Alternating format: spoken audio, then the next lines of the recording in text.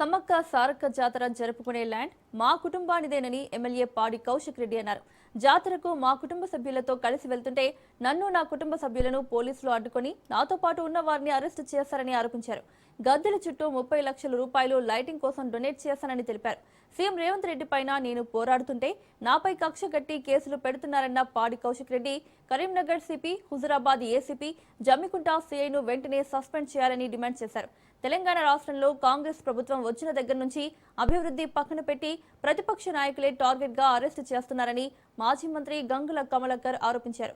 రాష్ట్రంలో అరాచక పాలన కొనసాగిస్తున్నారని, బాల్కసుమన్ను కస్టడీకి తీసుకోవాల్సిన నేరం ఏం చేశారని గంగుల ప్రశ్నించారు.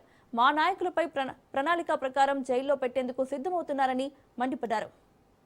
పర్వం కొనసాగిస్తున్నారు. అరెస్టులతో పాటు హరాస్మెంట్ కూడా ఎమ్మెల్యేల మీద, ప్రజలనే కాదు ఎమ్మెల్యేల మీద హరాస్మెంట్ అనేది బహుశా ఇన్ని సంవత్సరాల రాజకీయ జీవితంలో ఏ రోజు కూడా ఎమ్మెల్యేని ఎమ్మెల్యేగా చూసిండ్రు. ఏ పార్టీ అయినా శాసనసభ్యుని చూసింది తప్ప కానీ వేరే టీఆర్ఎస్ పార్టీ కానీ బీఆర్ఎస్ పార్టీ శాసనసభ్యుని ఒక దోషిగా చూడడం, హరాస్మెంట్ చేసుడు అనేది ఫస్ట్ టైం మేము చూడడం జరుగుతుంది. ఆ రోజు కూడా కౌశిక్ రెడ్డి వీణవంకలో యాజ్ ఎ ప్రోటోకాల్ అడిగి లోకల్ ఎమ్మెల్యేగా ఎంఆర్ఓ గారు క్లియర్ గా land is belongs to endowment కాబట్టి ఎండోన్మెంట్ లో ఎమ్మెల్యే ప్రోటోకాల్ ఉంటారు కాబట్టి ప్రోటోకాల్ అడిగిండ్రు. సో ప్రోటోకాల్ అడిగి సమ్మక్క సారక్క ప్రోటోకాల్ అడిగి గుడి దగ్గరకు పోతే చాలా భయంకరంగా పోలీస్ ప్రొటెక్షన్ పెట్టుకొని ఎమ్మెల్యేని కూడా చూడకుండా, ఎమ్మెల్యే ఫ్యామిలీని చూడకుండా రావడం జరిగింది. ఆ రోజు క్లియర్గా కొన్ని అలిగేషన్స్ కౌశిక్ రెడ్డి మీద వేసి కేసు కూడా పెట్టడం జరిగింది.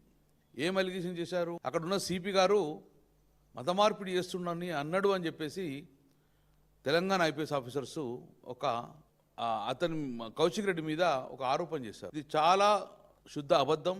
మేము కూడా ఖండించడం జరిగింది. ఆ రోజు ఏ రోజు కూడా ఐపీఎస్ ఆఫీసర్ సిపి గారు మత మార్పిడి పాల్పడుతుందని చెప్పి మా కౌశిక్ రెడ్డి ఎక్కడ అనలేదు. దీనికి డెఫినెట్గా మేమందరం దానికి సిద్ధంగా ఉంటాం.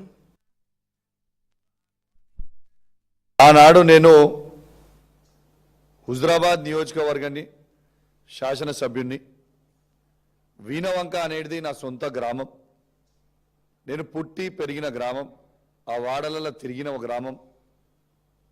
ఆ గ్రామంలో సమ్మక్క సారక్క జాతర మా తాతలు ముత్తాతల నుంచి అవుతూ ఉంటుంది.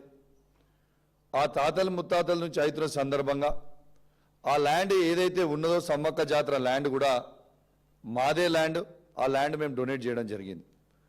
డొనేట్ చేసిన తర్వాత ఆ సమ్మక్క గద్దెలు ఏవైతే మీరు అందరూ కూడా ఇవాళ చూస్తూ ఉన్నారో ఈ సమ్మక్క గద్దెలు మొత్తం కూడా దాదాపు ఈ సమ్మక్క గద్దెల్ని మీరు మొత్తము ఏదైతే ఇక్కడ చూస్తున్నారో ఈ సమ్మక్క గద్దెల్ని ఆడున్న సీసీ కావచ్చు, సమ్మక్క గద్దెలు కావచ్చు, ఆ చుట్టూ రైలింగ్ కావచ్చు, ఆ లైట్లు కావచ్చు, నా సొంత డబ్బులతోని 30 lakhs తోని 2022లో దాని డెవలప్మెంట్ నా సొంత డబ్బులతోని నేను ఆడ సమ్మక్క జాతర అద్భుతంగా కావాలని నేను డొనేట్ చేసి డెవలప్మెంట్ చేయడం జరిగింది.